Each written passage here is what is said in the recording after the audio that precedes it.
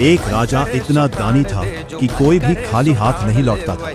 लेकिन एक दिन एक छोटे ब्राह्मण बालक ने सिर्फ 3 कदम जमीन मांगी और फिर पूरा ब्रह्मांड बदल गया। भक्त प्रहलाद के पोते राजा बलि बहुत शक्तिशाली और दानी थे।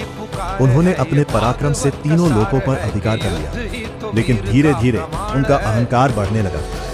भयभीत देवता भगवान विष्णु के पास पहुंचे। हे प्रभु, स्वर्ग की रक्षा कीजिए।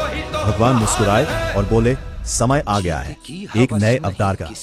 ऋषि कश्यप और माता अदिति के घर भगवान विष्णु ने एक छोटे ब्राह्मण बालक के रूप में जन्म लिया।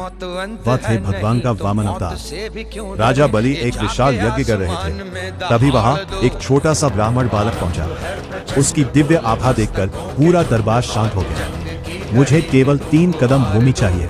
राजा बलि हंस पड़े। आप जितना चाहे मांग सकते हैं, मुझे केवल 3 कदम भूमि चाहिए। राजा बलि के गुरु शुक्राचार्य समझ गए कि यह कोई साधारण बालक नहीं, स्वयं भगवान विष्णु है।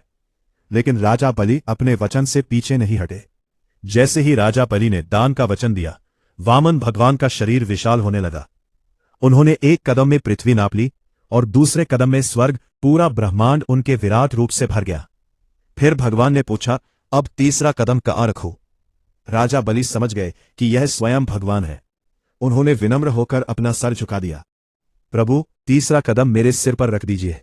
भगवान विष्णु राजा बलि की भक्ति और दानशीलता से प्रसन्न हो गए। उन्होंने राजा बलि को पाताल लोक का राजा बना दिया। तुम्हारा नाम सदियों तक सम्मान से लिया जाएगा। सच्चा दान वही है जिसमें अहंकार नहीं होता।